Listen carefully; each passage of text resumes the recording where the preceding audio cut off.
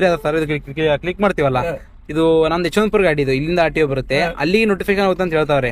ನಾವ್ ಎಷ್ಟು ಸಲ ಕ್ಲಿಕ್ ಮಾಡಿದ್ರು ಯಾರು ನೋಟಿಫಿಕೇಶನ್ ಬರಲ್ಲ ಸರ್, ಪೊಲೀಸು ಬರಲ್ಲ ಸರ್. ಅದು ತುಂಬಾ ಕಾಸ್ಟ್ಲಿ. ಅದಕ್ಕೆ 16,000 ಫಿಟ್ನೆಸ್, ಆ ಫಿಟ್ನೆಸ್ಗೆ 16,000 ಕೊಡ್ಬೇಕು. 16,000 ಅಂದ್ರೆ ಒಂದು EMI ದುಡ್ಡು ಸರ್ ಅದು.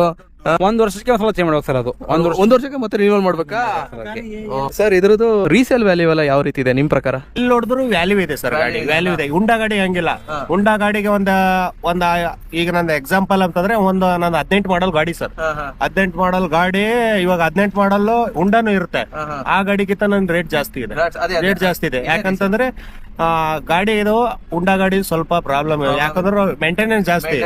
ಇದು ಗಾಡಿ ಸ್ವಲ್ಪ ಜೀರೋ ಮೇಂಟೆನೆನ್ಸ್ ಅಂತ ಹೇಳ್ಬೋದು, ಬಟ್ ನಡ್ಸೋರ್ ಮೇಲೆ ಡಿಪೆಂಡ್. ಸರ್ ಅದೇ ನಿಮ್ ಪ್ರಕಾರ? ನಮ್ ಪ್ರಕಾರ ಸೇಮ್ ಅವ್ರ ಹೇಳದಂಗೆ ಸರ್. ಯಾಕಂದ್ರೆ ಅವರ ಗಾಡಿ ಈ ಗಾಡಿ ಬಹಳ ವ್ಯತ್ಯಾಸ ಇದೆ. ಆದ್ರೆ ಇದಕ್ಕೂ ರೀಸೇಲ್ ವ್ಯಾಲ್ಯೂ ಇದೆ. ಆದ್ರೆ ಏನು ಅಂತಂದ್ರೆ ಅಟ್ಲೀಸ್ಟ್ 70% ಅಂತೂ ಸಿಕ್ಕೇ ಸಿಗುತ್ತೆ. ಮಿನಿಮಮ್ ಸಿಗುತ್ತೆ ಸರ್. ಅದೇ ಯಾಕೆಂದ್ರೆ ಇದೇ ನೀವು ಟಾಟಾ ಗಾಡಿ ಅದ್ರ ಮೇಲೆ ಇನ್ವೆಸ್ಟ್ ಮಾಡಿದ್ರೆ ನಿಮಗೆ ಸಿಗಲ್ಲ. ಅದಕ್ಕೆ ಸುಮ್ನೆ ಒತ್ತಡ ಮಾಡ್ಬೇಕು, ಅದಕ್ಕೆ ಟೆನ್ಷನ್ ಜಾಸ್ತಿ. ಈ ಗಾಡಿ ಫಿಕ್ಸ್ ಸಿಗುತ್ತೆ. Okay okay. ನಿಮ್ಮ ಕಾರಲ್ಲಿ ಒಂದು ಮೆಮೊರೇಬಲ್ ಟ್ರಿಪ್ ಯಾವುದು ಸರ್ ನಿಮ್ದು?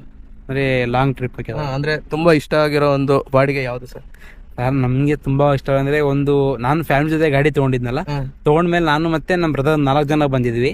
ಎಲ್ಲ ಫಸ್ಟ್ ಟೈಮ್ ಇಲ್ಲಿ ಬಂದು ಗಾಡಿ ಪರ್ಚೇಸ್ ಮಾಡಿ ರಿಟರ್ನ್ ಊರಿ ಅಂದ್ರೆ ನಮ್ಮ ಊರು ಸ್ವಂತ ಗುಲ್ಬರ್ಗ, ಇಲ್ಲಿಂದ ಗುಲ್ಬರ್ಗ ತಗೊಂಡು ಅದೊಂದು ನಮ್ಗೆ ಹ್ಯಾಪಿ ಮೂಮೆಂಟ್. ಅಂದ್ರೆ ಅಂದ್ರೆ ಸರ್ ಇಲ್ಲಿಂದ ಒಂದು 650 ಕಿಲೋಮೀಟರ್ ಆಗುತ್ತೆ. 1300 ಕಿಲೋಮೀಟರ್ ಆಗುತ್ತೆ ಸರ್. ಎಷ್ಟು CNG ಹಾಕಿದ್ರಿ ಸರ್? ನಮ್ CNG ಗಾಡಿ ಇದೆ ಸರ್. ಮಿನಿಮಮ್ ಟೋಲು ಮತ್ತೆ CNG ಇಡೋದು ಮತ್ತೆ ಒಂದು 6,000 ಬೇಕು.